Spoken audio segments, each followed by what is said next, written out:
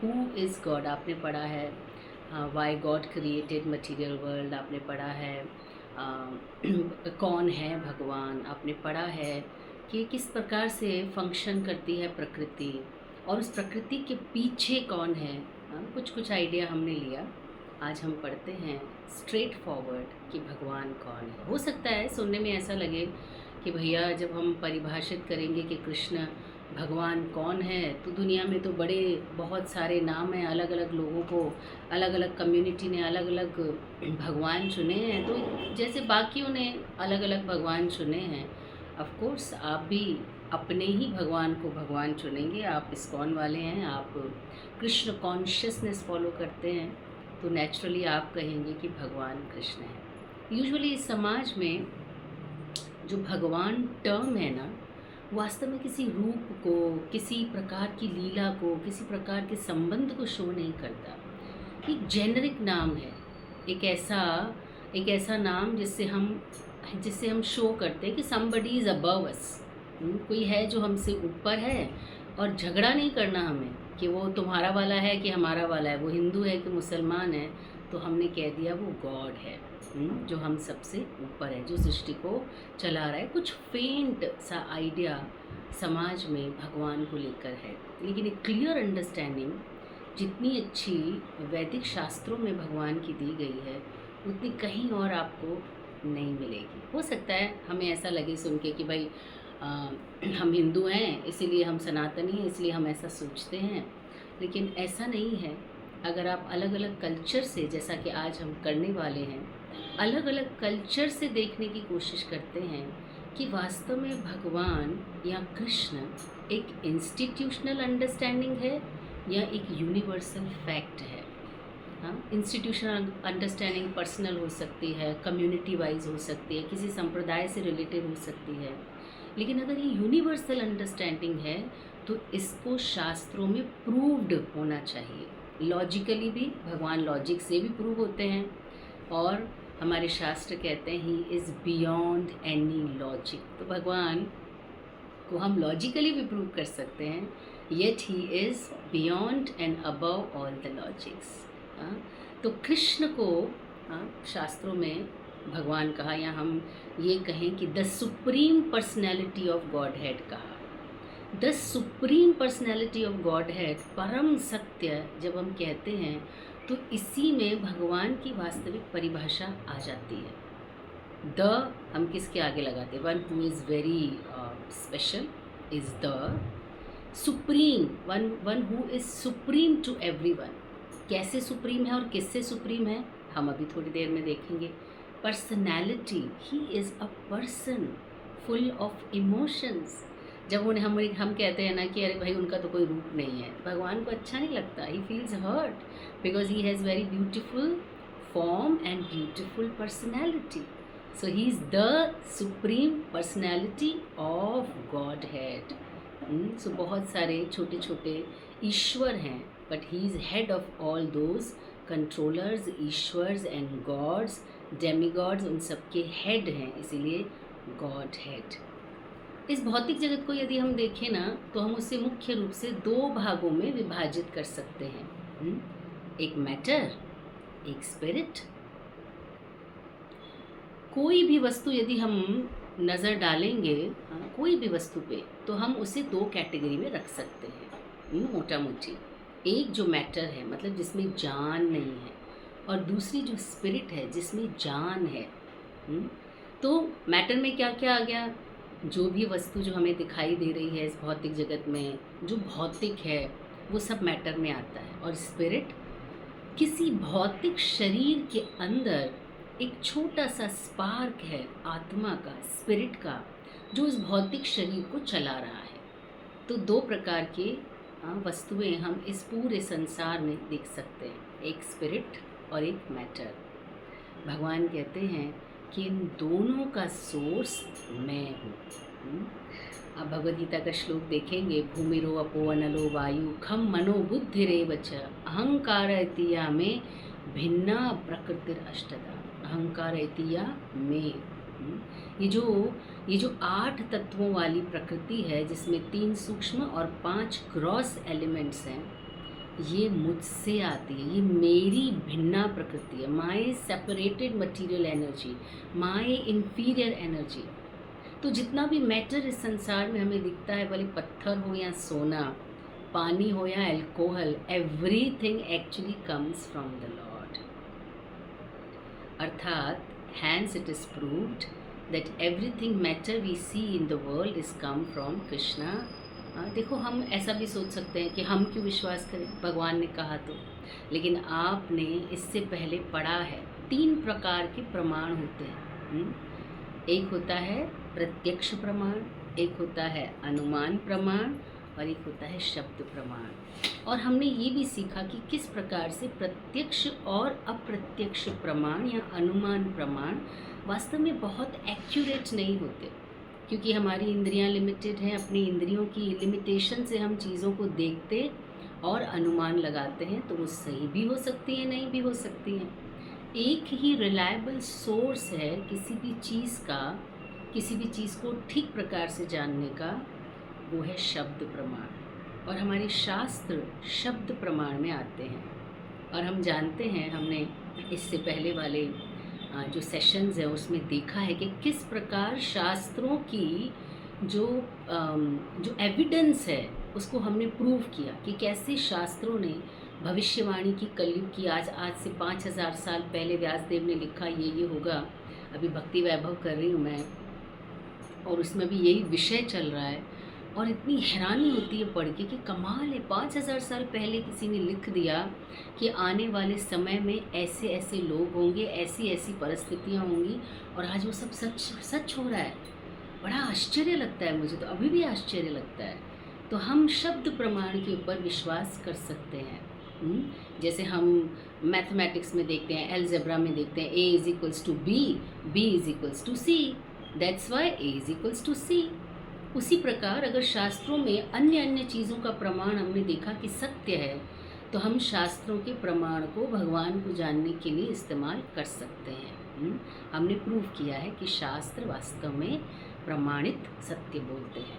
तो उन्हीं शास्त्रों में लिखा है कि भगवान कह रहे हैं भगवद गीता में, भगवद गीता ग्रंथ जिसे वास्तव में सारे आध्यात्मवादी, और आजकल तो आध्यात्मवादियों के अलावा भी बहुत सारे लोग हैं जो भगवद गीता को ट्रुथ के रूप में, वास्तव में जो हमें सही ज्ञान देता है उस रूप में देखते हैं। तो भगवद गीता में भगवान ने कहा कि भिन्ना प्रकृति रष्टधा, ये प्रकृति, भिन्ना प्रकृति ये मेरी है, मेरी सेपरेटेड एनर्जी है, मेरी बहिरंगा शक्ति है। इसलिए हम ये मानते हैं कि हाँ, ये भगवान की जो भी मैटर हम देखते हैं भगवान से आया। और स्पिरिट, भगवान कहते हैं वास्तव में मेरी एक सुपीरियर एनर्जी है। 7.5 में भगवान कहते हैं, O mighty armed Arjuna, there is another superior energy of mind which comprises the living entities who are exploiting the resources of the material world, inferior in nature। तो भगवान कहती हैं ययेदम धार्यते जीव, मेरी जो प्रकृति है, जो इस भौतिक प्रकृति का एक्सप्लॉयटेशन कर रही है, वो भी मेरी प्रकृति है। जीव भी भगवान की प्रकृति है। भगवान कहते हैं अहम बीज प्रद पिता, ये जो जीव हैं मैं उनका पिता हूँ। They are my part and parcel, ममय वांशो जीवलोके जीवभूत सनातन। ये जो जीव हैं ये मेरा सनातन अंश है। हमारे यहाँ सार्वभौम प्रभु जी आते हैं, कहते हैं जब भगवान कहते होंगे मेरा सनातन अंश है, तो हाथ ऐसे अपने दिल पे रखते होंगे। हम बात करते हैं ना ऐसे, मेरी हो तुम, तुम मेरी हो। हम ऐसे तो नहीं कहेंगे ना मेरा सनातन अंश है, हम कहेंगे मेरा सनातन अंश है। अर्थात भगवान proudly is saying that spirit is my part and parcel. So hence it is proved कि जो सोर्स है इस भौतिक जगत में, भगवान जो है वो दोनों ही प्रकृति का सोर्स है। चाहे वो भौतिक प्रकृति हो, चाहे आध्यात्मिक प्रकृति हो, चाहे वो मैटर हो, चाहे वो स्पिरिट हो, दोनों का सोर्स भगवान है। हाँ, अर्थात हम ऐसा भी कह सकते हैं कि वो प्रत्येक वस्तु का सोर्स हैं। जैसे अन्य शास्त्रों में अदर देन सनातन धर्म भी आप देखेंगे, सब जगह ये बात कही जाती है, जो कॉमन फैक्ट्स है, जो कॉमन लाइन है अन्य संप्रदायों में, उनसे भी हम देखने की कोशिश कर सकते हैं कि वास्तव में किसके बारे में बात हो रही है। भगवान के बारे में बात हो रही है। बाकी सब जगह जो बात होती है भगवान के बारे में वो लिमिटेड है। हाँ, वो सोर्स है सबका। बाइबल ने भी कहा, कुरान ने भी कहा, यहोवा ने भी कहा कि भगवान ही वास्तव में सब सब चीज़ों का सोर्स है। एकमकार सतनाम कर्ता पुरख, सब कुछ करने वाले, सब चीज़ का कारण वही एक है। तो इसके बारे में अन्य शास्त्र भी हमें समझाते हैं कि वास्तव में भगवान वो हैं जो सब चीज़ का सोर्स है। तो क्या भगवान देवताओं का भी सोर्स है? हम सोचते हैं कि भगवान जी के जीवों का सोर्स है, मैटर का सोर्स है, तो क्या भगवान देवताओं का भी सोर्स है?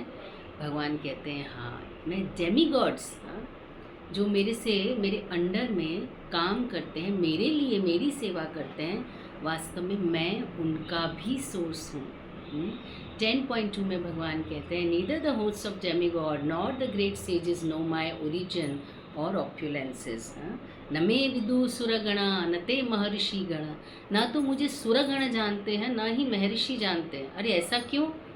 क्योंकि मैं उनका सोर्स हूँ।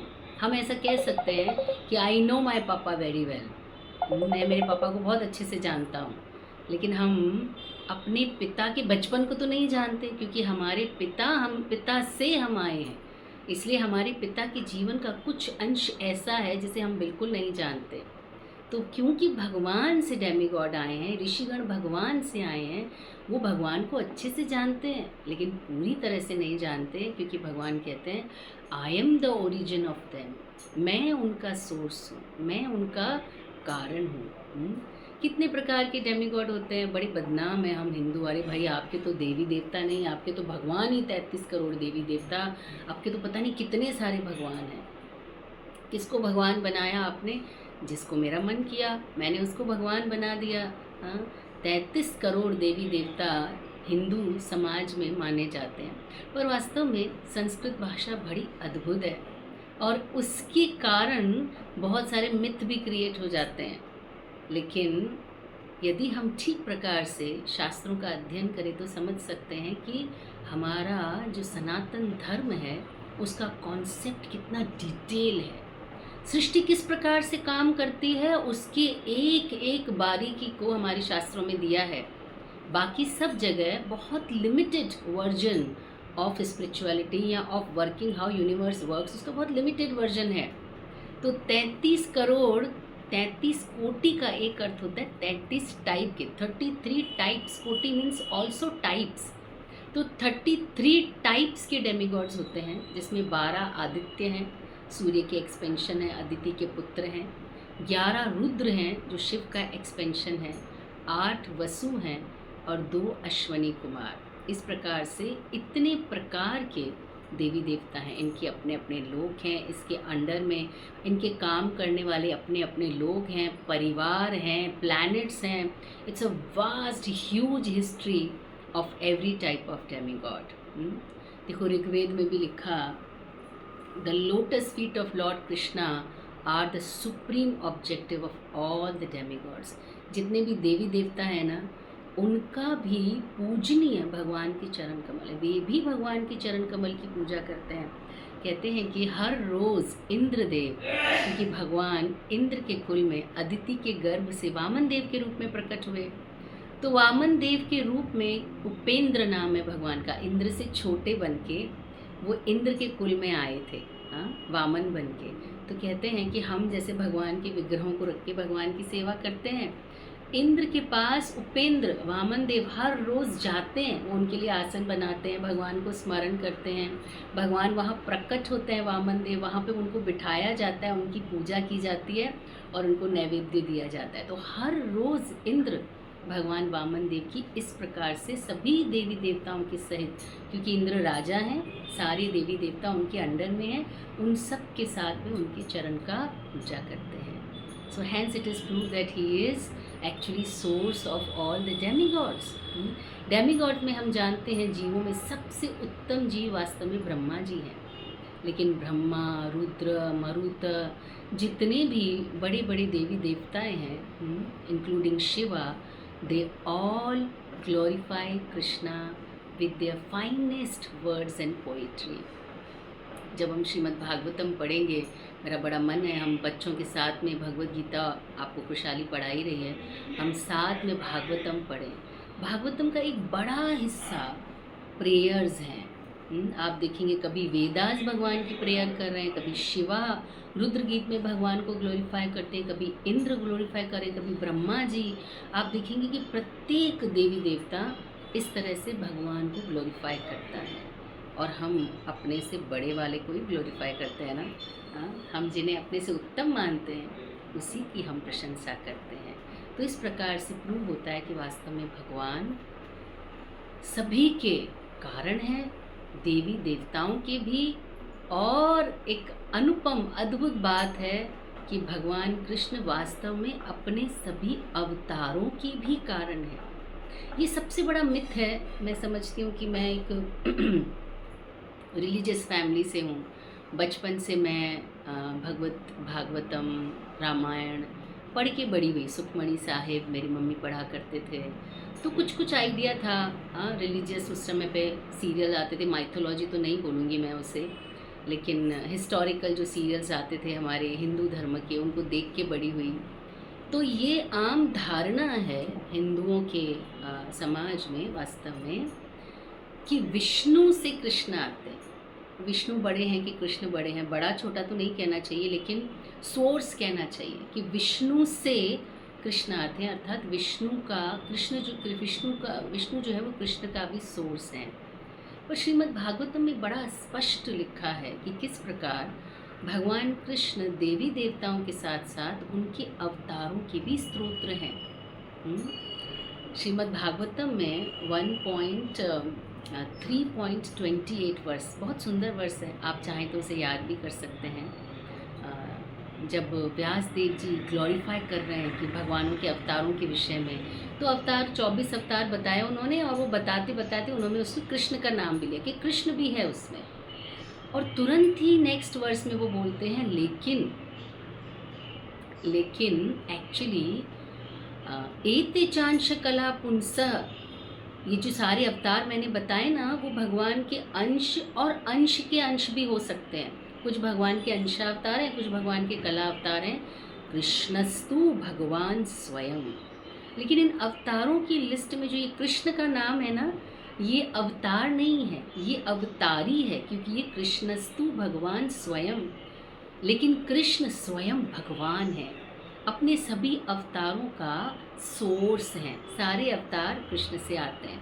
किसी दिन हम बहुत डिटेल में इसको पढ़ेंगे, आपको मज़ा भी आएगा कि कैसे भगवान कृष्ण स्वयं से महाविष्णु को प्रकट करते हैं। महाविष्णु से गर्भोदक्षाई विष्णु प्रकट होते हैं, और उससे क्षीरोदक्षाई विष्णु प्रकट होते हैं, और क्षीरोदक्षाई विष्णु से वास्तव में सारे अवतार आते हैं। जितने भी हम देखते हैं, वामन अवतार, कल्कि अवतार, बुद्धा अवतार, जितने भी अवतार है वास्तव में विष्णु से आते हैं। लेकिन क्षीरोदक्षाई विष्णु का सोर्स कृष्ण है, इसलिए डायरेक्टली सारे अवतार विष्णु से आते हैं। लेकिन कृष्ण स्वयं भगवान है, वे विष्णु से नहीं आते। बहुत अच्छा एग्जाम्पल देख के अमोघ लीला प्रभु जी समझाते हैं कि देखो, कभी कभी क्या होता है, एक कंपनी का मालिक है, इज़ वेरी रिच, और रहता है न्यूयॉर्क में, और उसने वहाँ से सोचा कि चलो ना एक इंडिया में अच्छी अपनी कंपनी का एक्सपेंशन खोलते हैं। तो उन्होंने एक सुंदर एक्सपेंशन अपनी कंपनी का यहाँ पे बना दिया।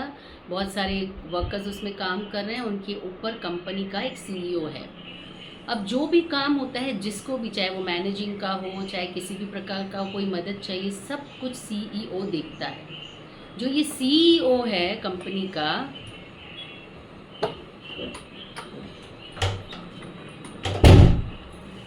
ये जो कंपनी का सीईओ है, सब लोग सोचते हैं यही सब कुछ है कंपनी के लिए, क्योंकि सबको यही रिक्रूट करता है, सबको पैसे यही देता है, मैनेजमेंट यही देखता है, ही इज़ एवरीथिंग। कंपनी का सीईओ तो यही सब कुछ है। लेकिन एक दिन मालिक कहते हैं कि I want to come to see my company in India. Yes sir, बिल्कुल। तो तुरंत ही वो अरेंजमेंट करता है, फ़्लाइट टिकट्स बुक होती हैं, the owner of the company comes. लोग सोचते हैं कि जैसे सबको सीईओ बुलाते रहते हैं, ये भी सीईओ की तरफ से आया है, उसको भी सीईओ ने बुलाया है, पर वास्तव में उसको सीईओ ने नहीं बुलाया है। हाँ, वो अपनी इच्छा से आया है और सीईओ उसके अंडर काम करता है। वो पहुंचता है वहाँ, सोचते हैं कि अब तुम काम तो बढ़िया देख रहे हो, यहाँ पे कोई जगह है जहाँ पे मैं थोड़ा गोल्फ वॉल्फ खेल सकूँ, मुझे शौक है गोल्फ खेलने का। कुछ फ्रेंड्स भी रहते हैं मेरे इंडिया में, मैंने उनको बता दिया मैं आ रही हूँ, हम दोनों मिलकर, हम सब लोग मिलके जाके थोड़ा सा खेलना चाहते हैं। यस सर, मैं इंतज़ाम कर देता हूँ। तो वो सर के लिए गाड़ी, गोल्फ तक ले जाने के लिए सामान, खाना पीना सब अरेंज कर देता है, and he goes with his friends and he plays golf. तो हमें लग सकता है कि एक्चुअली सीईओ ज़्यादा इम्पॉर्टेंट है, क्योंकि ये क्या कर रहे हैं, ये तो आए, कंपनी का मुआयना किया, चले गए। हाँ, क्योंकि मालिक थोड़ी ना काम करेगा। अगर आपके घर में टेलीफोन की कोई समस्या है तो आप थोड़ी ना अनिल अंबानी को फ़ोन करेंगे, सर जी आपके जियो में बहुत प्रॉब्लम आ रही है, ज़रा आइए देखिए तो क्या प्रॉब्लम है। उसको फ़ोन करने की ज़रूरत नहीं है, उसकी तरफ से बहुत अच्छा मैनेजमेंट है, आप अपनी कंप्लेन लिखवाएंगे और वो सॉल्व हो जाएगी। तो अंबानी जी क्या करते हैं, वो अपनी फैमिली के साथ अपनी इतनी जो कमाई की, इतना जो धन है उनका जो उन्होंने कमाया उसके साथ एंजॉय करते हैं, और काम करने के लिए उन्होंने बहुत सारे लोगों को रिक्रूट किया हुआ है। तो सिमिलरली जब कृष्ण भी जब असुरों को मारना होता है, सृष्टि को सृजन करना होता है, सृष्टि को विलय करना होता है, जितने भी कार्य हैं उनके लिए उनका एक एक्सपेंशन है। क्षीरोदक्षाई विष्णु वो सीईओ हैं जो भगवान का सारा काम देख लेते हैं, लेकिन कभी कभी स्वयं कृष्ण आते हैं। कब आते हैं, कहते हैं ब्रह्मा जी के एक दिन में 27वें मनवंतर में, लास्ट जो चतुर्युग है उसमें द्वापर युग में स्वयं कृष्ण आते हैं। तो जब कृष्ण स्वयं आते हैं तो सारे अवतार वास्तव में उनके अंदर समाहित हैं। और जब कृष्ण आते हैं तो बोलते हैं कि देखो सारा काम तो चल रहा है, असुरों को मारना है, ये सब काम तो हो जाएगा, लेकिन मैं यहाँ आया हूँ अपने दोस्तों से मिलने, अपने भक्तों से मिलने। बहुत एस्पायरिंग भक्त भी हैं संसार में। So can you arrange something where we can play, where we can exchange with our devotees. हाँ, क्यों नहीं, आप वृंदावन में रह सकते हैं, आप द्वारिका में रह सकते हैं, ये दिव्य धाम है, आपके धाम का एक्सपेंशन है, यहाँ आप अपने भक्तों के साथ में आप अपना एंजॉय कर सकते हैं। तो भगवान अपने रिश्तेदारों के साथ, अपने भक्तों के साथ वास्तव में एंजॉय करते हैं, और जितना भी काम है वो सारा विष्णु देखते हैं। तो इस प्रकार से ये हमारे शास्त्रों की क्लियर अंडरस्टैंडिंग है कि वास्तव में भगवान कृष्ण देवी देवताओं के, जीवों के, मैटर के, और यहाँ तक कि अपने एक्सपेंशंस के भी सोर्स हैं। So hence proved he is source of everything. आइए दूसरे जो शास्त्र हैं उनमें भगवान की क्या धारणा है, समझने की कोशिश करते हैं और देखने की कोशिश करते हैं कि क्या ये धारणा हमारे शास्त्रों से मैच होती है। कभी कभी होता है ना कि 10th की बुक है और उसमें अलग अलग क्वेश्चंस हैं, तो हम इसको देख के बोलते हैं अरे ये तो हमने 8th में सीखा था, ये तो हमारे 5th के कोर्स में था, फ्रैक्शंस थे वो तो हमने 5th में सीखे थे, प्लस माइनस वो तो हमने 1st में ही सीख लिया। तो जो 10th की बुक है उसमें 9th तक की मैथ्स तो पहले से ही इंक्लूड है, तो 10th की बुक में 9th की मैथ्स के अंश तो दिखाई देंगे ना। तो अन्य शास्त्रों में यदि हमारे शास्त्र में भगवान की धारणा सबसे स्पष्ट है, तो अन्य शास्त्रों में अप्रत्यक्ष रूप से भगवान की धारणा दिखाई देनी चाहिए ना। आइए देखते हैं। जीसस क्राइस्ट कहते हैं, my father is greater than I, my father is greater than all, I am son of God. So वो कहते हैं कि वास्तव में जो मेरे फादर हैं, I am son, he is father, उन्होंने कभी नहीं कहा कि मैं भगवान हूँ। He always knew his position, वो जानते थे कि वो भगवान नहीं है। उन्होंने हमेशा कहा मैं भगवान नहीं हूँ, मेरा पिता भगवान है, और मैं आपको मेरे पिता तक ले जाऊंगा, वो आपका इंतज़ार कर रहा है। और कहते हैं क्राइस्ट का मतलब होता है, क्रिस्टोस का मतलब होता है वन हु इज़ प्योरेस्ट। और बिकॉज कृष्ण का एक नाम है शुद्धम अपापविद्धम, भगवान का एक नाम है शुद्धम, जो सबसे प्योर है, उनसे प्योर कोई नहीं, ट्रांसेंडेंटली प्योर। ट्रांसेंडेंटली प्योर का मतलब होता है यदि वो शुद्ध हैं और किसी अशुद्ध वस्तु को छू लेंगे तो अशुद्ध हो जाएंगे ना, नहीं। जो दिव्य रूप से शुद्ध है वो किसी अशुद्ध वस्तु को छूते हैं ना तो अशुद्ध वस्तु भी शुद्ध हो जाती है। प्रभुपाद कहते हैं जैसे सूर्य है, यदि सूर्य यूरिन के ऊपर पड़े, स्टूल के ऊपर पड़े, तो सूर्यदेव में से बदबू आती है ना, कहते हैं पॉटी एवापोरेट करके आओ, यू आर स्मेलिंग बैड। नहीं, लेकिन पॉटी जो है ना वो मिट्टी में कन्वर्ट हो जाती है, उसकी अशुद्धि, उसकी बदबू निकल जाती है, and it becomes the part of earth. So भगवान का एक नाम है क्राइस्ट या Christos, which means the purest, और वो भगवान की तरफ इंगित कर रहा है। हाँ, जीसस कहते हैं मैं उनका बेटा हूँ, वो भगवान है और वो आपका इंतज़ार कर रहे हैं, वो मुझसे बहुत ऊपर हैं और वो हम सबसे ऊपर हैं, हम सबसे ज़्यादा ग्रेट हैं।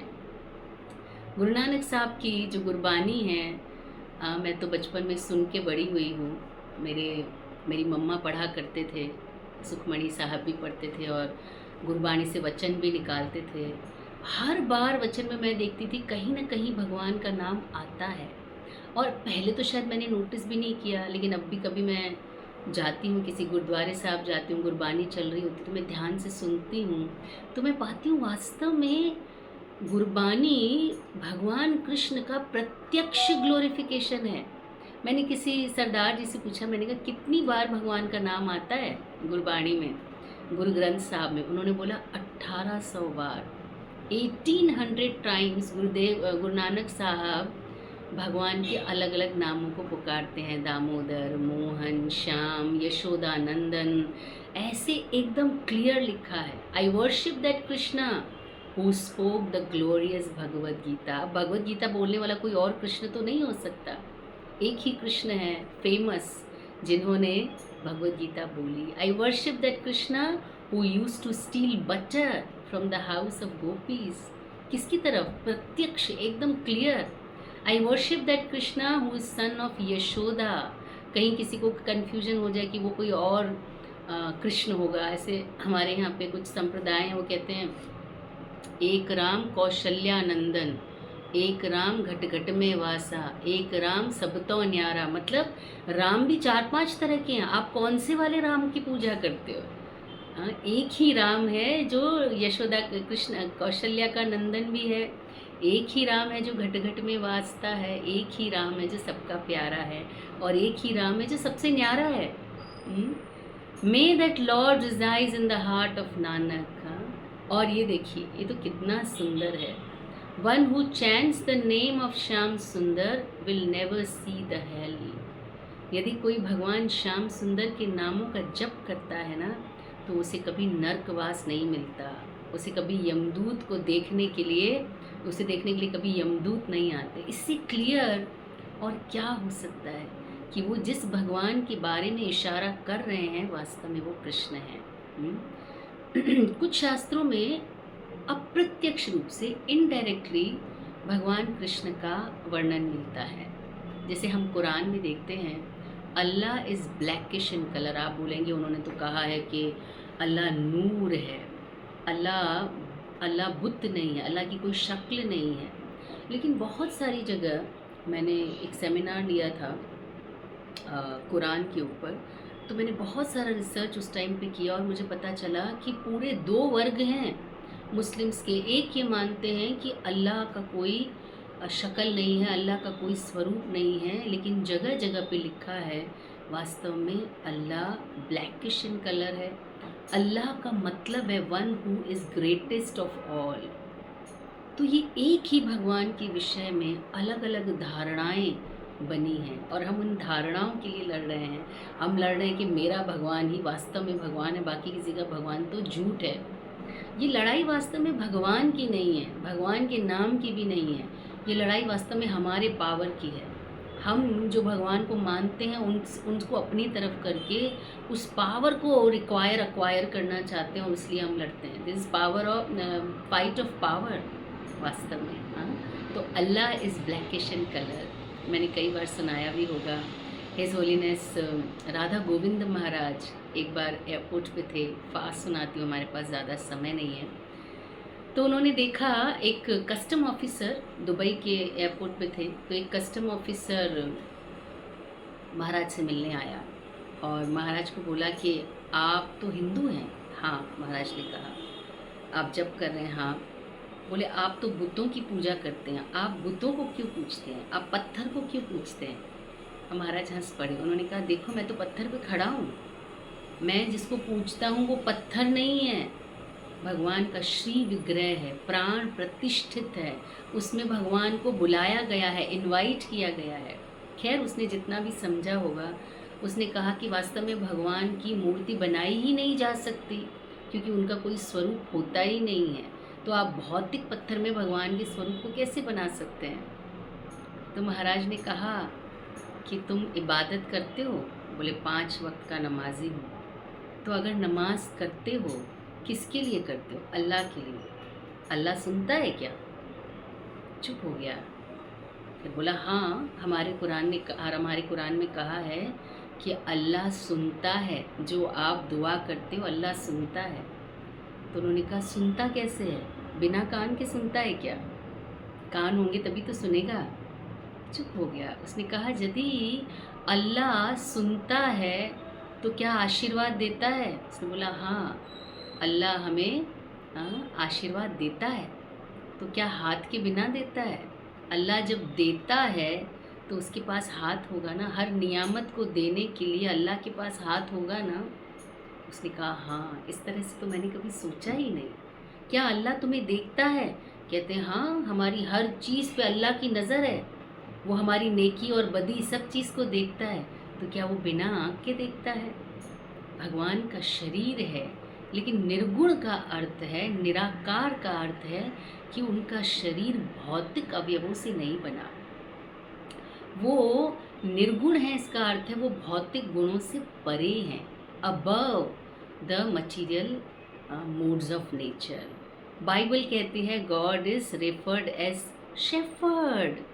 सोचो कि भगवान क्या कार्य करते हैं। भगवान गाय चढ़ाते हैं, शेफर्ड हैं। सुनने में ऐसा लगता है ऐसे कैसे पॉसिबल है, लेकिन बहुत डिटेल में हमारी ब्रह्म संहिता की तरह वर्णन नहीं है कि कैसे नंद बाबा की 1 लाख गायों को लेकर 9 लाख गायों को लेकर भगवान चराने जाते हैं, सबका नाम रखते हैं, सबको नाम से बुलाते हैं, बहुत प्रेम करते हैं। इतना वर्णन अन्य शास्त्रों में नहीं है।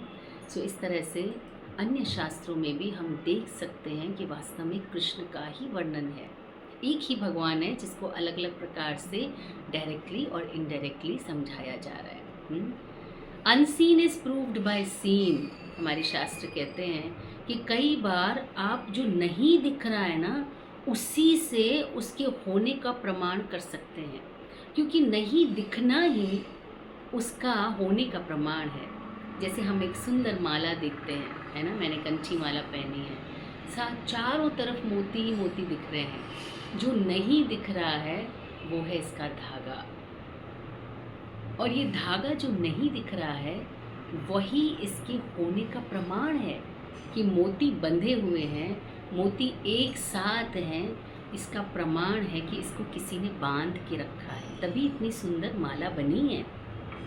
तो इस भौतिक संसार में प्रत्येक वस्तु जो हमें इतनी सुचारू रूप से चलती हुई दिख रही है, यही वास्तव में उस शक्तिमान के होने का प्रमाण है।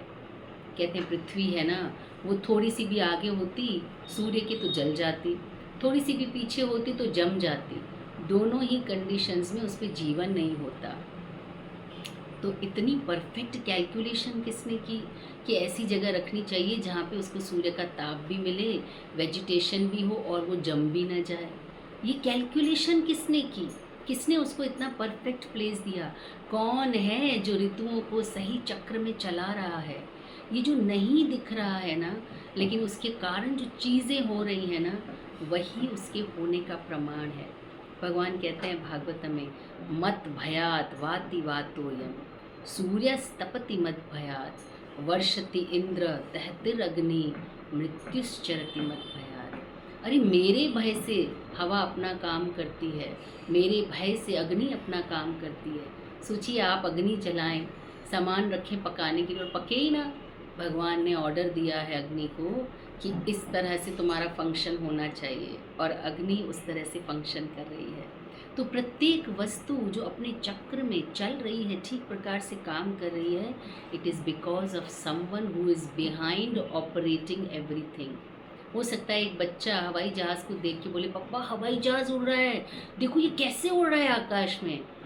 पापा जानता है कि पायलट अंदर बैठा है, किसी ने हवाई जहाज़ को बनाया है, एक ट्रेंड पायलट है उसके अंदर, इसलिए उड़ रहा है। हो सकता है कि हम छोटे बच्चे को न समझ में आए, लेकिन वास्तव में थोड़ा भी समझदार होने के बाद समझ सकता है कि कोई तो है जो कर रहा है। ये कौन चित्रकार है जिसने इतनी सुंदर रचना की है, तो उसके एब्सेंस ही उसकी प्रेजेंस का प्रमाण है।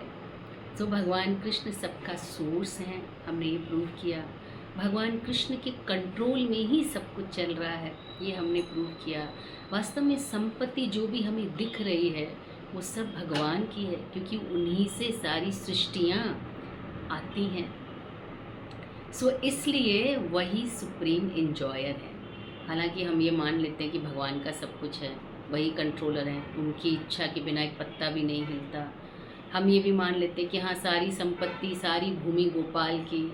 चलो आने से पहले कृष्ण कॉन्शियसनेस में हम कहते थे सारी भूमि गोपाल की, लेकिन ये श्याम लग्जरी का 504 वाला जो फ्लैट है ना वो मेरा है, बाकी सब भगवान का है। और हर जीव यही सोचता है। हाँ, लेकिन धीरे धीरे हम समझने लगते हैं कि हाँ ये पहले किसी और का था, अब किसी और का है, आगे किसी और का होगा, वास्तव में मेरा नहीं है। पर भगवान सुप्रीम इंजॉयर भी हैं। तो हमारे मन में ये सवाल आता है कि फिर मेरा क्या मैं सेवार्थ बनाऊँ, मैं खाली सेवा करूँगा, मैं कभी इंजॉय नहीं कर पाऊँगा, मुझे इंजॉय नहीं करना। ये सवाल आना स्वाभाविक है मन में, क्योंकि जीव की इच्छा है, वो इंजॉय करना चाहता है, लॉर्ड ओवर करना चाहता है, कंट्रोल करना चाहता है, इसीलिए वो यहाँ है। अगर ये इच्छा ना होती तो हम यहाँ ना होते। सो सुप्रीम इंजॉयर है कृष्ण, तो मेरे इंजॉयमेंट का क्या? ईशावास्यमिदं सर्वं यत्किंचान जगत्याम जगत तेन त्यक्तेन भुंजिता मागृध कस्य स्विद्धिनम। ईशोपनिषद कहती है कि जो आपको दिखाई दे रहा है और जो आपको नहीं दिखाई दे रहा है सब कुछ भगवान का है। ईशावास्यम इदम सर्वम, तो फिर मेरा क्या? माँ गृध कस्य स्विद्धिनम। भगवान कहते हैं कि when the enjoyed is ready to be enjoyed in the enjoyment of the enjoyer, then the enjoyed enjoys more than the enjoyer। ये बड़ी मुश्किल पहेली है, जितनी सुनने में मुश्किल लग रही है ना, वास्तव में निभाने में भी उतनी ही मुश्किल है। भगवान इंजॉयर है और हम इंजॉयड हैं। भगवान सृष्टा है और हम उनकी सृष्टि हैं। तो जब भगवान की सृष्टि the enjoyed is ready to be enjoyed by the enjoyer in his enjoyment, जब हम इस चीज़ के लिए तैयार हो जाते हैं कि जो सृष्टि है वो भगवान की enjoyment के लिए, हम भगवान की pleasure के लिए हैं, तो वास्तव में enjoyed enjoys more than enjoyer। तब वास्तव में जो enjoyed है, जो सृष्टि है, वो भगवान से ज़्यादा enjoy करती है। और इसका प्रमाण ये है कि भगवान अपने चतुर्युग अवतार में कलयुग में एक भक्त की तरह आते हैं, क्योंकि उनको लगता है कि भाई मेरे को देख के ये लोग इतना खुश क्यों होते हैं, क्या है ऐसा मेरे में, मेरी सेवा करके मुझसे ज़्यादा राधा रानी खुश हो जाती है, मेरे भक्त मेरा नाम लेके इतना एक्सटेसी में आ जाते हैं कि मुझे लगता है कि वो क्या इंजॉय कर रहे हैं, मुझे भी वो इंजॉय करना है। The enjoyed enjoys more than the enjoyer. ये कैसी पहेली है? और इसी पहेली का जवाब प्राप्त करने के लिए महाप्रभु आते हैं भक्त के रूप में। He is a enjoyer, he comes as enjoyed.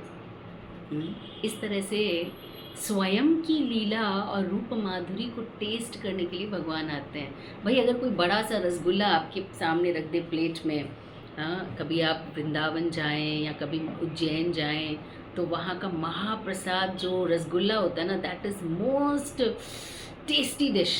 आपको देख के ऐसे लगेगा, एक तो साइज़ इतना बड़ा और ऊपर से डिवाइन टेस्ट होता है। ऐसा रसगुल्ला दुनिया में तो कहीं नहीं मिलेगा आपको बाहर। वो रसगुल्ला अगर आप देख रहे हैं, उस रसगुल्ले को खाने में मज़ा है या रसगुल्ला बनने में मज़ा है? रसगुल्ला खाने में मज़ा है, बनने में मज़ा नहीं है। तो कृष्ण रसो वैस्य हैं, सभी रसों के आगार। रसगुल्ला है बड़ा वाला, रस से भरा हुआ रोज़ फ्लेवर रसगुल्ला, तो यदि आप उसे टेस्ट करना चाहते हैं तो आपको रसगुल्ला नहीं बनना, आपको बनना है रसगुल्ले से बाहर का व्यक्ति। और इसी रसगुल्ले को सारे भक्त एंजॉय करते हैं और कृष्ण को लगता है कि मुझे भी रसगुल्ला खाना है, पर मैं तो खुद ही रसगुल्ला हूँ, मैं क्या करूँ। तो वो भक्त बन के आते हैं। राधा रानी जो सबसे सबसे भगवान की महान भक्त है, उनका भाव लेके सेवा का स्वयं भक्त बन के आते हैं अपनी ही रूप माधुरी को टेस्ट करने के लिए। So if we cooperate with Krishna, भगवान कहते हैं माँ गृध कस्य स्वर्धनम, तुम्हारे पास उपभोग करने के लिए everything will be coming if you cooperate in my creation. यदि हम भगवान के प्लेजर के लिए अपना योगदान देते हैं तो भगवान प्रसन्नता से हमें अपने से ज़्यादा एंजॉयमेंट प्रोवाइड भी नहीं करते, हमें स्वयं ही मिल जाता है, क्योंकि कृष्ण आनंद घन है और हम उस आनंद के आसपास हैं। तो कहते हैं काजल की कोठरी में कैसो भी जतन करो, काजल को दाग भैया लागे ही लागे। तो आप आनंद घन के आसपास रहेंगे तो आप गीले नहीं होंगे आनंद से, ऐसा तो संभव नहीं है। इसलिए बहुत आवश्यक है कि हम इस बात को समझें। देखिए, कृष्ण भगवान है, इसका पहला प्रमाण हमें भगवत गीता में मिलता है। भगवत गीता शुरू होती है भगवान जहाँ से बोल रहे हैं। इससे पहले अध्याय में अर्जुन ही बोल रहा है, आप भगवत गीता पढ़ रहे हैं। अर्जुन भगवान से कहता है कि अब मुझे शिष्य बना लो, अब मुझे कुछ समझ नहीं आ रहा, प्लीज़ मेरा मार्गदर्शन करो, जो मेरे लिए श्रेय हो वो मुझे दो। शिष्योस्ति में शाधि मांग त्वाम प्रपन्नम, मुझे अपना शिष्य बना लो। तब भगवान पहली बार भगवत गीता में बोले हैं। सेकंड अध्याय से वो बोलना शुरू करते हैं। जहाँ अर्जुन बोल रहा है वहाँ लिखा है अर्जुन उवाच, जहाँ संजय बोला संजय उवाच, धृतराष्ट्र उवाच। लेकिन जैसे ही कृष्ण बोलते हैं वहाँ पे लिखा है श्री भगवान उवाच। भगवद गीता 2.2 में लिखा है श्री भगवान उवाच। तो क्यों लिखा है श्री भगवान उवाच? वास्तव में भगवान की वाणी भगवान की शक्ति है, भगवान की पत्नी के समान है। हाँ, सारी श्रुति सारे स्मृति शास्त्र भगवान की वाणी है, उनकी शक्ति है, आध्यात्मिक शक्ति के समान। तो एक मर्यादा वाली स्त्री ना पति का नाम नहीं लेती, वो क्या बोलेगी, उसके पापा। सुनो ज़रा, जूही के पापा से बात कर लेना, हाँ, हर्षिता के पापा से बात कर लेना। आजकल तो हम नाम ले लेते हैं, लेकिन एक मर्यादित स्त्री, वैदिक स्त्री अपने पति का नाम नहीं लेती। और ये प्रूव करने के लिए भी कि जो कृष्ण भगवत गीता बोल रहे हैं ना, ये कोई साधारण व्यक्ति नहीं है, ये कोई महापुरुष नहीं है, वास्तव में ये परम पुरुष हैं, ये परम पुरुष हैं, ये श्री भगवान स्वयं है। इसलिए व्यासदेव जी ने कोई कन्फ्यूजन नहीं छोड़ा, उन्होंने लिखा श्री भगवान उवाच। ये वही हैं जो परमात्मा के रूप में सबके हृदय में बैठते हैं, ये वही हैं जो वास्तव में सभी चीज़ों का, जो भी वास्तव में आप चाहते हैं, वो सब आपको प्रोवाइड करते हैं। यहाँ तक कि अगर आप चाहते हैं ना कि मुझे तो शिव जी की पूजा करनी है, मुझे तो इंद्र की पूजा करनी है, तो आपके हृदय को जो फेथ है, शिव जी में जो फेथ है, इंद्र में जो फेथ है, उस फेथ को भी भगवान ही मेंटेन करते हैं, ताकि कहीं तो अटके ये बंदा, शास्त्रों की तरफ तो आए, कुछ तो उसको इनाम में दो, ताकि ये फेथफुल बना रहे और धीरे धीरे ये मुझ तक पहुँचेगा।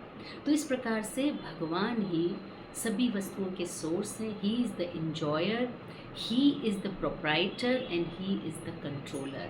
इसी परिभाषा में हम भगवान को देखते हैं। पराशर मुनि भगवत गीता में, पराशर मुनि भगवान के जो शब्द है उसकी व्याख्या करते हुए भगवान की परिभाषा देते हैं। ही सेज षड ऐश्वर्यवान षड भगवान इज भगवान, जो छह भग को धारण करते हैं। भग मतलब ऐश्वर्य। Who is the possessor of 6 opulences is actually भगवान। तो ये सारे ऐश्वर्य पूर्ण मात्रा में, 6 ऐश्वर्य पूर्ण मात्रा में सिर्फ एक ही व्यक्ति में आप देख पाएंगे, वो हैं स्वयं Shri Krishna. Krishna is source of all beauty and is reservoir of all the beauty. अगर हम इस एक एक ऐश्वर्य के ऊपर भगवान के लिए चर्चा करें ना, तो शायद पूरी क्लास ख़त्म हो जाए। आप इसको होमवर्क की तरह कीजिए। भगवान के हर ऐश्वर्य के लिए एक एक कहानी हमारे शास्त्रों में से ढूंढ के लाइए। हर हर ऐश्वर्य के ऊपर ये सिद्ध करने के लिए कि भगवान की ब्यूटी कोई साधारण ब्यूटी नहीं है। He is not beautiful as we are beautiful, और may be Aishwarya Rai is beautiful, और may be Abhishek Bachchan is beautiful. I don't know the latest names of handsome and beautiful, but his beauty is divine. Divine का मतलब वो कभी बूढ़े नहीं होते, उनकी ब्यूटी का कभी क्षय नहीं होता, उनकी ब्यूटी दिन दिन बढ़ती है। हाँ, दशरथ भगवान राम का दर्शन करने जाते, नींद में से उठते ही पहले पहले राम के कमरे में जाते हैं और घंटों राम को निहारते हैं। हाँ, विश्वामित्र को कहते हैं कि मैंने तो भी देखा ही नहीं मेरे बेटे को ठीक से। कहते अरे इतने दिनों से तुम्हारे पास है, तुमने देखा नहीं? कहते मैं रोज़ सुबह देखने जाता हूँ ना, तो राम मुझे कल से ज़्यादा सुंदर दिखता है। मुझे लगता है अभी भी मैंने ठीक से राम की ब्यूटी को देखा ही नहीं है, क्योंकि रोज़ तो पहले से सुंदर हो जाता है। तो भगवान का सौंदर्य डिवाइन है, इसलिए प्रत्येक वस्तु को भगवान आकर्षित करते। कर्षति इति कृष्ण, तो भगवान आकर्षित करते हैं लता को, पता को, नदी को, पशुओं को, पक्षियों को, पेड़ों को, और ब्रजवासियों को तो क्या कहें। कृष्ण अगर अपनी गर्दन दाएं घुमा दें तो सबकी गर्दन कृष्ण की तरफ दाएं घूम जाती है। लेफ्ट घुमा दें तो सारे लेफ्ट देखते हैं, बस वो कृष्ण को देखते हैं। कहते हैं जहाँ दृष्टि पड़ती है वहीं अटक जाते हैं। कोई कृष्ण के पैरों को घंटों से देख रहा है और दूसरे उसको बोलती है सुन जरा, देख तो आज कितना सुंदर भगवान ने गजरा धारण किया मोरपंख के साथ में, शिखा में। कहती पहले पैर की ब्यूटी को तो ठीक से देख लेने दे, मेरी तो आँख ऊपर ही नहीं उठ रही है, कैसे देखूं? पहले ये जो देख रही हूँ उसको देख के तो जी भर जाए। तो जो पैर देख रहा है वो पैर पे अटक जाता है, जो कमर देखता है वो कमर पे अटक जाता है। यहाँ तक कि मदन भी, क्यूपिड भी, जब भगवान का टेस्ट लेने के लिए आया कि इसके हृदय में तो लस्ट होगी, हमेशा गोपियों से घिरा रहता है, रासलीला के लिए रात को गोपियों को बुलाता है, ये तो लस्टी होगा ही। वो मदन जिससे ब्रह्मा हार गए, शिव हार गए, इंद्र तो एक्चुअली हार ही गए। तो उसने सोचा कि अब नेक्स्ट मुर्गा कृष्ण को बनाया जाए। लेकिन कहते हैं जब मदन ने अपना बाण चलाया, हर बाण चलाने के बाद भी कृष्ण का हृदय या चित्त इतना सा भी विचलित नहीं हुआ, बल्कि मदन उनको देख के मूर्छित हो गया कि इतना सुंदर कौन है। तो जो मदन को भी आकर्षित करे उसे कहते हैं मदन मोहन। ऐसे ही भगवान का फेम निष्कलंक है, समय के साथ बढ़ रहा है, और जो भगवान के साथ जुड़ जाता है ना उसका फेम भी निष्कलंक हो जाता है। आई रिमेम्बर मैंने गुरु महाराज को कहा जब मैं नई नई आई थी भक्ति में, मैं कहा गुरु महाराज मेरे को ना फेमस होना है, और ये तो अनर्थ है, ये तो नहीं होना चाहिए हृदय में। शुरू में तो लगता था हाँ फेमस होना चाहिए, लेकिन जब हम भक्ति करते हैं आगे तो लगता है ये तो अनर्थ है, ये तो नहीं होना चाहिए हृदय में। तो गुरु महाराज हंसने लगे, कहते हैं if you want to become famous then you are at the right place. मैं कहा क्यों गुरु महाराज? बोलते प्रहलाद महाराज सतयुग में आए थे और आज भी उनके नाम का डंका बज रहा है, क्योंकि कृष्ण से कनेक्टेड है। आज भी लोग उनका सम्मान के साथ नाम लेते हैं। अकबर है, गांधी है, बहुत से बड़े बड़े नेशनलिस्ट हुए, स्पिरिचुअलिस्ट, पेट्रोटिक हुए, बहुत सारे लोग अलग अलग फील्ड में, बिजनेसमैन हुए, बड़े बड़े टाइकून्स हुए, लेकिन काल सबकी फेम को धूमिल कर देता है। लेकिन भगवान का फेम समय के साथ बढ़ता है, और उनसे जुड़े भक्तों का फेम भी भगवान धूमिल नहीं होने देते। So this is his fame, his wealth. Of course he is the most richest person, yes और no? No, he is the only richest person, क्योंकि जितना भी रिचनेस हम दुनिया में देखते हैं लक्ष्मी जी से आता है, और वो लक्ष्मी जी भगवान की पत्नी है। जिस लक्ष्मी की एक ग्लांस के लिए लोग तरसते हैं, वो लक्ष्मी जी भगवान की चरण सेवा करती हैं।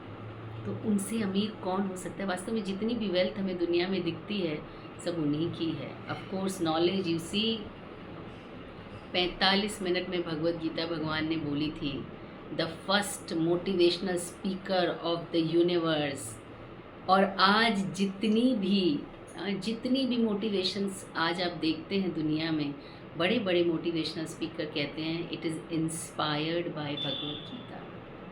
We take lessons from Bhagavad Gita. और ऐसा नहीं है कि हिंदू खाली बोलते हैं, फॉरेनर्स, बड़े बड़े स्पीकर्स, यहाँ तक कि आइंस्टाइन ने कहा, हाइफन ने कहा कि मैंने भगवद गीता से प्रेरणा ली है। रेनन्सिएशन तो इतना है भगवान का कि भौतिक जगत भगवान ने बनाया और उसे ऐसे ही छोड़ दिया हमारे इन्जॉयमेंट के लिए। यदि हमें ये भौतिक जगत बहुत सुहावना लगता है तो सोचिए भगवान ने जिस चीज़ को छोड़ दिया है बिना किसी एक्सपेक्टेशन के, तो वो कैसी होगी जहाँ वो स्वयं रहते हैं। तो भगवान सबसे बड़े रेनन्सिएट हैं, किसी के साथ आसक्ति या मोह भगवान नहीं रखते। एंड स्ट्रेंथ, जितना भी बल दुनिया में दिखता है वास्तव में भगवान का बल है, भगवान के बल का अंश है जिससे हम अपने काम करते हैं। जो भी हमें दिखता है भगवान की शक्ति है जो हमें शक्तिमान करती है। और कभी कभी तो बहुत विशेष शक्त्यावेश भगवान के अवतार होते हैं जो हम देखते हैं। जब भगवान ने शक्ति दी, उन्होंने किया, और जैसे ही भगवान ने उनकी शक्ति ली वो कम्प्लीटली शक्तिहीन हो गए। परशुराम, जिन्होंने 27 बार पूरे दुनिया के सभी क्षत्रियों का नाश किया, जब भगवान ने उनकी शक्ति ज़रूरत नहीं थी वापस खींच ली, तो वो समझ गए कि अब मैं कुछ भी नहीं कर सकता। तो इस प्रकार से सारी शक्ति भगवान से आती है। He is source of all power, all everything. तो इस प्रकार से हम देखते हैं कि किस प्रकार वास्तव में भगवान ही सभी चीज़ों का सोर्स है, भगवान ही भौतिक और आध्यात्मिक का सोर्स है। डेमीगॉड और गॉड में कुछ छोटा सा हमारा अंतर है। आई एम श्योर आप समझ भी गए होंगे पूरी तरह से कि देवताओं में और भगवान में क्या अंतर है, आप ठीक से समझ गए होंगे। लेकिन एक नज़र मार लीजिए, क्योंकि हम हिंदू हैं और हमारे घरों में, हमारे मंदिरों में आज भी ऑल्टर्स पे अलग अलग देवी देवता विराजमान हैं। I will not say don't respect them, they are in your altar, you must respect them. ये वो जीव हैं जो भगवान के द्वारा शक्ति प्रदत्त हैं, जिनको भगवान ने कुछ न कुछ कार्य दिया है। ये भगवान के भक्त हैं, सुर हैं, असुर नहीं है, सुर हैं, देवता हैं। तो इनका पूरा रेस्पेक्ट हमें करना चाहिए। पर साथ ही साथ हमें ये भी समझना चाहिए कि भगवान में और देवी देवताओं में अंतर क्या है। तो पहला अंतर है कि demigods are many but God is one. Demigods are part and parcel of lord and भगवान ही इज सुप्रीम, वो सबके सोर्स हैं। सॉरी, जो डेमीगॉड हैं वो स्वयं भगवान की सेवा करते हैं, पूजा करते हैं और सदैव उनकी आज्ञा में रहते हैं। एक सुंदर परिभाषा देते हैं देवताओं की या सुरों की विश्वनाथ चक्रवर्ती आचार्य, कहते हैं one who is obedient to lord is sura and one who is opposite is asura. तो जो भगवान की आज्ञा में रहते हैं वो सुर हैं और जो उनकी आज्ञा नहीं मानते वो असुर हैं। तो डेमीगॉड भगवान की आज्ञा में रहते हैं, उनकी सेवा पूजा करते हैं और भगवान जो है वो सुप्रीमली वर्शिपेबल है, सबके द्वारा जो पूजा है वो स्वीकार करने योग्य भगवान है। जो डेमीगॉड्स हैं वो भगवान के द्वारा बनाए गए, रचे गए और उनको उन पोस्ट पे भगवान ने रखा है, जबकि भगवान स्वयं उन सबके क्रिएटर हैं। Demigods came under the influence of 3 modes of material nature, जबकि भगवान इन 3 गुणों से कम्प्लीटली अबव है। कहते हैं जो भगवान की सेवा करता है, भगवान के नाम का जप करता है, उससे भी एक स्थिति प्राप्त होती है जिसे कहते हैं वासुदेव स्थिति। It's a consciousness, state of consciousness, जहाँ व्यक्ति तीनों गुणों से ऊपर उठ के दिव्यता में स्थापित हो जाता है। उस स्थिति को वासुदेव स्थिति कहते हैं और भगवान सदैव उस स्थिति में रहते हैं। He is above the modes always. तो ये डेमीगॉड्स की जो पोस्ट है वो टेम्पररी है। समय के साथ जैसे मनवंतर बदलता है तो कोई और आके ब्रह्मा बनता है, कोई और आके शिवा बनता है, शंकरा नॉट शिवा एक्चुअली, कोई और आके दुर्गा बनता है, लेकिन भगवान कोई पोस्ट नहीं है। He is eternally supreme Lord and he is always situated in his position. तो भगवान की स्थिति कभी बदलती नहीं है क्योंकि वो पोस्ट नहीं है। लेकिन जो डेमीगॉड्स हैं they are on certain post. जैसे हम कहते हैं सूर्य पोस्ट है और उस पोस्ट पे इस समय पे जो बैठा है वो है विवस्वान। इंद्र एक पोस्ट है और इस मनवंतर में जो इंद्र है उसका नाम है पुरंदर। इस तरह से जैसे हम कहते हैं मिस्टर पीएम, तो mister PM is not the name of prime minister, it is the post. इस पीएम की पोस्ट पे इस समय नरेंद्र मोदी हैं, तो ये बदलती है और दूसरा कोई इस पर बैठ सकता है। तो ये भगवान में और डेमी गॉड में अंतर है। दोनों की पूजा का क्या अंतर है? हम सोचते हैं कि भगवान के पार्ट एंड पार्सल हैं डेमी गॉड, तो अगर हमने उनकी पूजा कर ली और भगवान की पूजा कर ली तो क्या दिक्कत है? लेकिन आपको पूजा करनी है, no problem, you can do that, there is no problem at all. हमारे शास्त्रों में भी अलग अलग इच्छाओं की पूर्ति के लिए अलग अलग देवी देवताओं की पूजा का विधान है। लेकिन आपको कम से कम ये पता होना चाहिए कि इन दोनों की पूजा में अंतर क्या है, इन दोनों की पूजा से मिलने वाले फलों में क्या अंतर है। सो जो देवी देवताओं की पूजा करते हैं, काम श्रित ऋत ज्ञाना प्रपद्यन्ते अन्य देवता, भगवान कहते हैं भगवत गीता में, जो अलग अलग भौतिक इच्छाओं के द्वारा मारा हुआ व्यक्ति है ना, वो देवी देवताओं की शरण में जाता है और उनसे अलग अलग इच्छाओं की मांग करता है। लेकिन जो भक्त होते हैं उनकी कोई भौतिक इच्छा नहीं होती, अगर होती भी है तो भगवान की कांटेक्ट में आने से शुद्धम अपाप अविद्धम, ये सारी पापी इच्छाएं नष्ट हो जाती है। तो हम सोच सकते हैं भौतिक इच्छाएं पापी हैं क्या? अगर हम चाहते हैं गाड़ी हो तो ये पाप की इच्छा है क्या? अगर हम चाहते हैं घर है तो ये हमारी पापी इच्छा है क्या? वास्तव में जो भी इच्छा हमें कृष्ण से दूर ले जाए, दैट इज़, जो हमें बांध ले, वो पापी इच्छा है, क्योंकि वो हमें इस भौतिक जगत में बांधेगी, भगवान से दूर करेगी। लेकिन अगर हम ये चाहते हैं कि हमारे पास गाड़ी हो तो हम मंदिर जाएं, भक्तों की सेवा करें, इसका मतलब है कुछ कुछ इच्छा शुद्ध हो रही है। क्योंकि भक्त को लगता है मुझे तो सेवा करनी है, कुछ मिले तो ठीक, नहीं मिले तो ठीक। जैसे माँ है, वो बच्चे की सेवा इसलिए नहीं करती कि बच्चा उसे कुछ देगा, अरे वो तो इतना निर्बल है, इतना असहाय है, उस पर इतना डिपेंड है कि उसे तो पता भी नहीं चलेगा। अगर उसकी माँ उसको छोड़ दे, उसकी माँ उसको बाथरूम में सुला दे, तो भी उसे क्या पता चलेगा? He is completely depend with faith on his mother. तो माँ अपनी जान छिड़कती है अपने बच्चे पे। तो ऐसे ही भगवान के भक्त without any material desire completely depend on Lord, इसलिए भगवान भी अपने भक्तों में जान छिड़कते हैं। सो हमारा जन्माष्टमी का ड्रामा इसी टॉपिक पे है, तो आई रिक्वेस्ट एवरीवन, तो जन्माष्टमी के लिए आइए भी और सबको, अपने फ्रेंड्स, फैमिली, नेबर्स, रिलेटिव, सबको जन्माष्टमी में ले आइए। जो भौतिक इच्छाएं हैं वो टेम्पररी होते हैं, उनके फल अगर हमें मिल भी जाए ना तो उसका फल टेम्पररी होता है, उससे कोई इटर्नल फल नहीं मिलता, क्योंकि उनके पास इटर्निटी नहीं है, तो वो आपको इटर्नल फल कैसे देंगे? जबकि भगवान के द्वारा प्रदत्त फल इटर्नल होते हैं। भगवान हमें हमेशा शाश्वत फल प्रदान करते हैं। भगवान की भक्ति से मिलने वाला फल इस भौतिक जगत से मुक्ति होता है, which is very beautiful, the real, actually real उद्देश्य ऑफ मनुष्य जन्म। मनुष्य जन्म पाइया, राधा कृष्ण ना भजिया, जानिया सुनिया विष खाइयो। हमारे आचार्य कहते हैं भक्ति विनोद ठाकुर, अरे मनुष्य जन्म पाया है तो विष मत खाओ। जो विषय है वो विष है। राम के काम में विश्राम इज एक्चुअली विष है, इस विष को मत खाओ। तो भगवान विषय हमें नहीं देते क्योंकि ये विष के समान है। महाप्रभु कहते जो मेरी शरण में आता है और फिर मुझसे विषय मांगता है तो मैं उसे विषय नहीं देता। क्यों नहीं देता? महाप्रभु कहते हैं मोरा भजे मांगे विषय सुख, आमी भिक्य एई मूर्ख, विषय के न दीबो। अरे मैं उसे विषय कैसे दूंगा? ये मूर्ख है।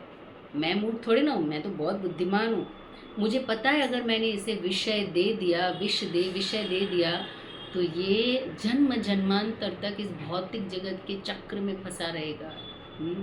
इसलिए मैं विज्ञ हूँ, मैं इसे विषय नहीं दूंगा। स्वचरण अमृत दे विषय भुलाई हो। मैं इसे आध्यात्मिक अनुभव देके, मैं इसे डिवाइन प्लेजर देके इस मटेरियल प्लेजर को भुला दूंगा। इसलिए भगवान के जो भक्त होते हैं उन्हें भौतिक चीज़ों में ज़्यादा इंटरेस्ट ही नहीं होता। तो इस प्रकार से प्रभुपाद लिखते हैं कि यदि आप देवी देवताओं की पूजा करते हैं और आप सोचते हैं कि अब कैसे छोड़ दें, देवी देवताओं की पूजा छोड़ेंगे तो वो नाराज़ हो जाएंगे, किस प्रकार से उनकी पूजा करनी चाहिए, अगर ये भौतिक सुख सुविधाएँ नहीं मिलेंगी तो उसके बिना भी तो जीवन नहीं चलेगा।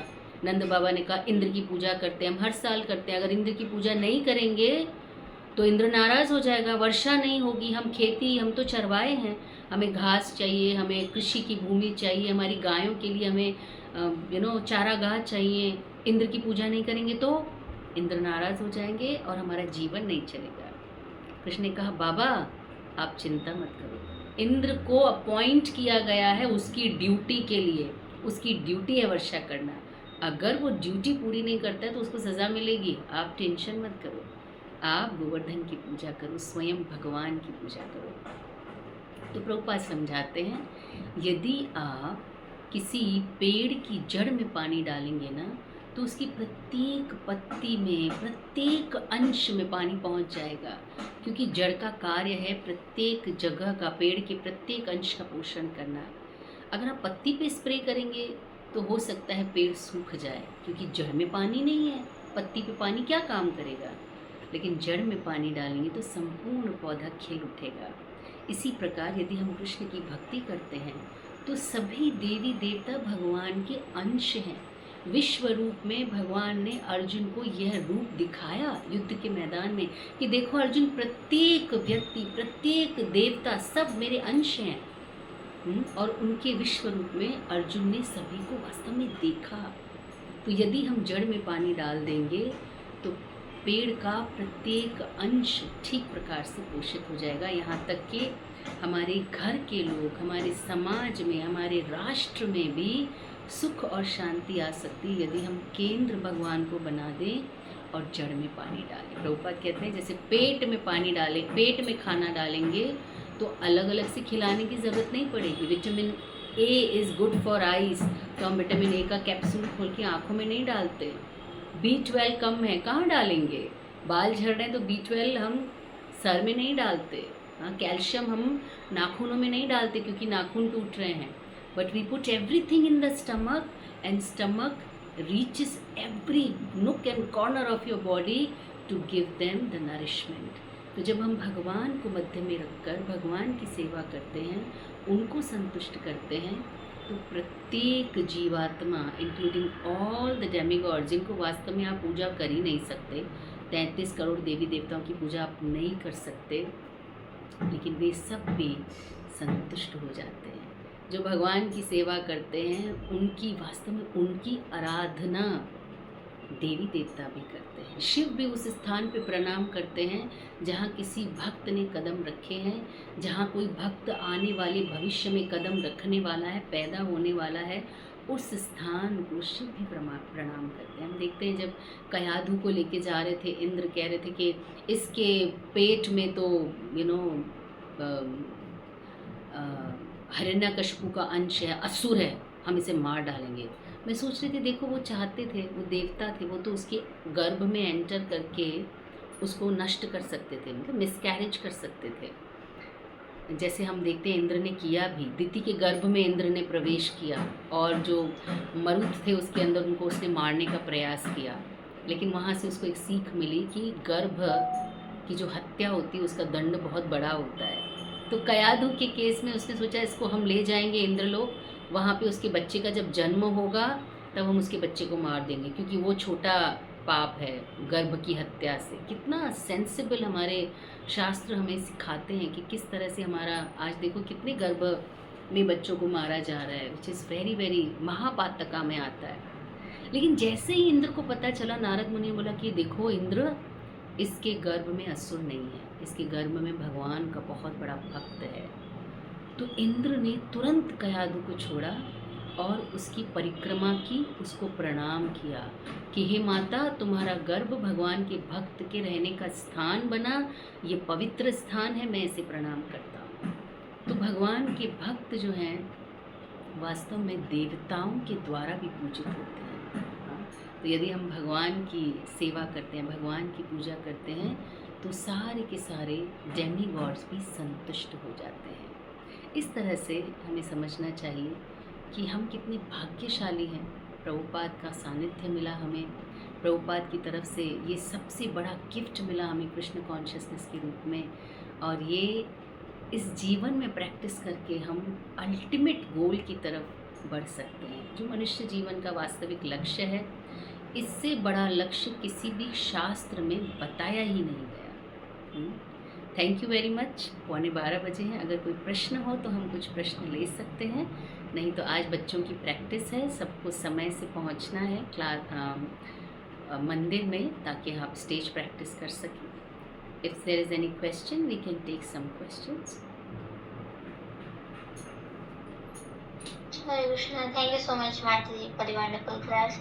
हाँ, कुछ अनाउंसमेंट है, पहले मैं वो कर देती हूँ, then you can ask questions.